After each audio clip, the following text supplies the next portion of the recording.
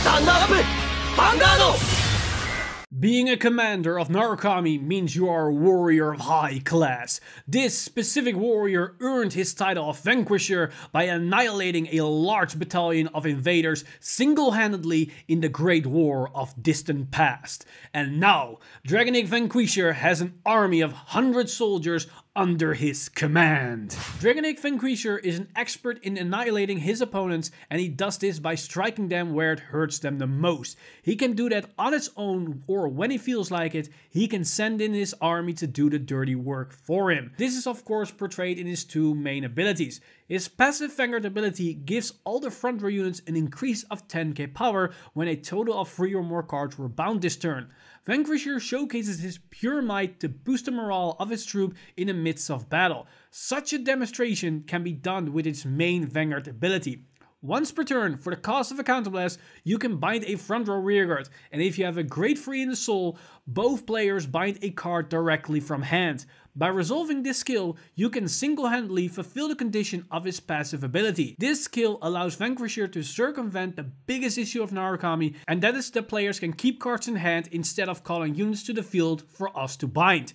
Now you can directly bind them from their hand to advance your game plan and to lower the defensive while you're at it. But another big thing is that you can combo into other cards, as Vanquisher trained his troops to adapt to any situation.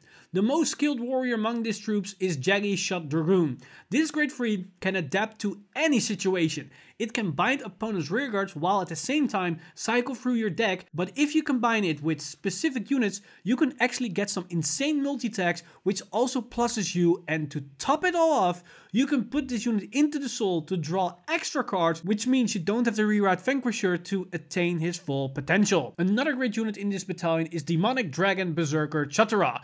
This grade 2 is a solid attacker with a good on-hit pressure for the early game, where you can get some early binds and potential draws. But its main value lies in the fact that when it's bound from hand, you can call it to the field and it gains an additional 10k power. This combined with Vanquisher makes a solid 28k attacker, and if combined with Jaggi Shot Dragoon, you can achieve some nice multi-attacks. Another unit that allows to multi-attack when it's bound is Desert Gunner Baijin. This grade 1 has the same multi-attack potential as Chatara, however this card can also give us some soul for other skills. But on top of that, this card soul charges from deck, so in the right circumstances, you can even soul charge a grade 3 to unleash Vanquisher's full potential a turn earlier. Within the grade 2 lineup we can find many powerful units, and one such a unit is Voltech Shred Dragon.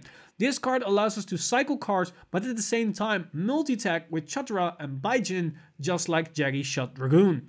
Another powerful grade 2 dragon is Voltage Horn Dragon. This can be a solid 14k beater, but on top of that can mid-battle bind units and move the back row to the front row.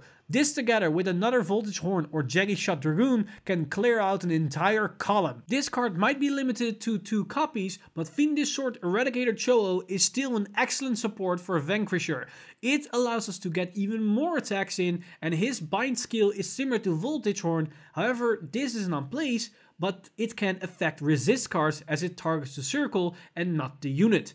The final support card for Vanquisher is Rising Phoenix. This card allows us to have some solid reoccursion, but when combined with Voltage Horn or Jaggi Shot, you can achieve even more multi-attacks that would overwhelm any opponent. Dragon Egg Vanquisher can be quite heavy on the resources, as we have quite a few cards that uses either Soul or Counterblast, but we have multiple ways of replenishing those resources. The only one that might be a bit tricky is Counterblast, as it's a bit harder to generate those out of thin air. But as long as you plan them out and make it so you always fulfill Vanquisher's passive ability, you should be fine. You can play a little bit with the trigger lineup, as per Axel deck you have crits as well as fronts in your arsenal. What makes Narukami quite unique is that most of your attacks can hit over defensive triggers, but outside that you can attack with the Vanguard whenever you want. So if you have crits, you most likely attack with the Vanguard as soon as possible, or whenever every attack weaker than 22k is done attacking.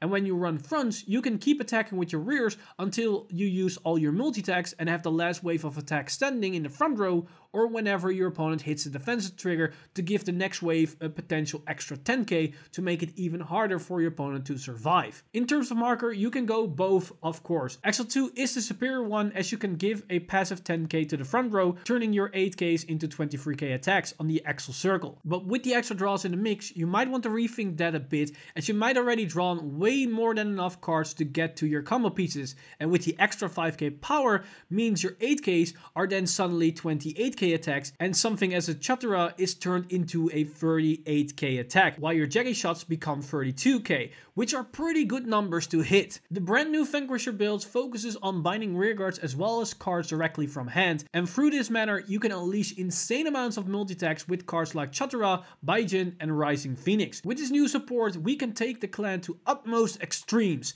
In this video we will highlight a build that focuses mainly on overwhelming your opponent with multi-attacks, and another build that seeks out to destroy your opponent's field. But as tradition, we start off with a list that we can build straight out of the box. This deck possesses all the core cards. We only have 2 new additions. One is Mighty Bull Dragoon, the generic grade 3 searcher that can fetch out either Vanquisher or Jaggy Shot. Both are great targets to hit, as they both are insanely powerful units. Besides that, we also have Dragon Dancer Anastasia.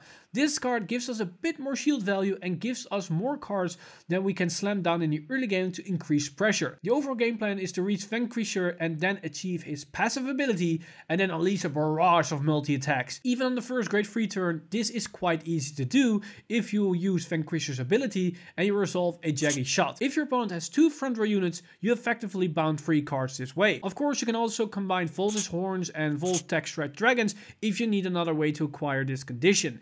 In the early game, you can combine Voltage Horns with Baijins to potentially soul charge a grade 3 to cheat out a full power Vanquisher a turn earlier. Voltage Horn is also a great early game aggressive card. Anastasia together with Mighty Bull Dragoon can create a solid 20k column to hit over force 10ks with defensive triggers.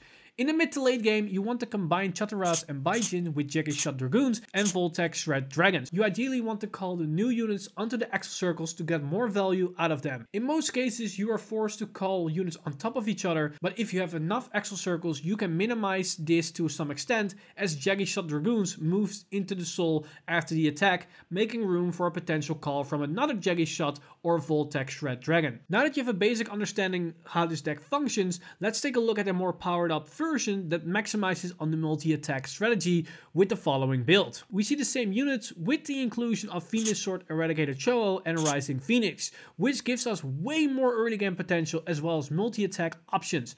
But besides those cards, we see a new face in the form of Supreme Army Eradicator Zuiten.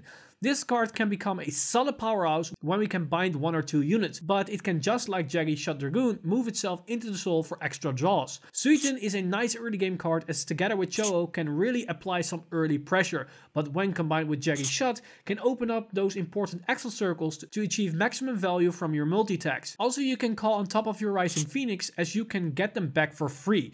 With the inclusion of Rising Phoenix, you can get even more attacks out of your single Jaggy Shot, as it can resurrect all your Phoenixes and it can potentially call out a Chatura or Baijin, so time your attacks accordingly to get the most value out of your cards. Cho-O can help with this combo by pulling a grade 1 to the front row, so your opponent can just intercept this unit away to prevent this from happening. Now that we've seen the multi-attack strategy in action, let's take a look at a more control approach that focuses on destroying your opponent's field, and by doing so can unleash powerful attacks with some multi-attacks in the mix. The overall core is the same as the multi-attack strategy, the only difference is the absence of Zuiten, and for it we have 2 copies of Voltage Horn Dragon and 2 copies of a brand new card, Lightning of Hope, Helena. This card allows us to keep generating counterblasts every time we bind a rearguard. This synergizes really well with this build, as it can activate on Vanquisher, Voltage Horn and Cho-O to refund their cost. This is great in situations where resources are scarce, but it's also nice that it can activate on Jaggy Shot Dragoon, which means we can generate counterblasts without spending counterblast. This all enables us to be very aggressive with our binding and allows us to use Cho-O's restand as much as possible. A great combo is that we use Voltage Horn and Helena to bind a unit every turn for a Soul Blast, and we can pull a unit from the back row to the front row, which we then can bind with a Jaggy Shot. And because this all happens during the battlefield, Shadow phase means we can resurrect our Phoenixes multiple times, as when we have 2 Exile Circles and we have 2 in the drop and 2 Phoenixes on the field, you can attack with the 2 Phoenixes, then attack with Voltage Horn, resurrect the 2 Phoenixes on top of the rested Phoenixes, then attack with the Phoenixes again, then attack with Jaggy Shot and bind again a rear guard, then once again resurrect the 2 other Phoenixes on top of the rested Phoenixes, and somewhere in there you can attack with the Vanguard, meaning you just unleashed 9 attacks, which only cost you a Counterblast and potentially only a soul if you could resolve Helena. Also, don't forget, all those attacks will have a passive 10k power buff. And this is just with the Rising Phoenixes. You can shape this combo differently if you have less Rising Phoenixes to work with, as you still have Chatra and Baijin. But this is a great late game combo when you run out of resources, and great bind targets to achieve multi-attack combos. Dragon Egg Vanquisher is an insanely powerful engine that can unleash powerful attacks with endless combo potential. But it has some learning curve, as blowing all your multi-attacks or wasting all of your Rising Phoenixes too early can spell doom when facing off against a seasoned fighter. So always study the flow of battle and learn when to and not to use your cards to achieve absolute victory. You come face to face with the Conqueror, the Commander, the Vanquisher of Narukami. Do you dare to stand in its way? And that wraps up the deck spotlight for Dragon Egg Vanquisher, a very destructive Exile deck for Narukami, where we are unleashing a lot of extra multi-attacking with the binding from hand, as well as the recursing cards like Rising Phoenix that then also come back to the field. And this can be very devastating on your opponent, combined with all the extra field control that we're doing with the initial binding of your other cards. So a very powerful new addition for Narukami indeed. If you're interested for more content, then check out this deck spotlight for Claritor Dragon for Shadow Paladin, and if you want to have the deck spotlight for Aquaforce for Last Card Revan, then wait a little bit longer, because that is coming up next on the channel. As always, this video has been brought to you by our lovely patrons over at patreon.com/VanguardInsider. You guys are amazing. If you do want to support the channel or everything that's happening on the channel, then head over to patreon.com/VanguardInsider and become a patron today. But with that said, I'm Mr. Time Leap, and I see you guys in the next one!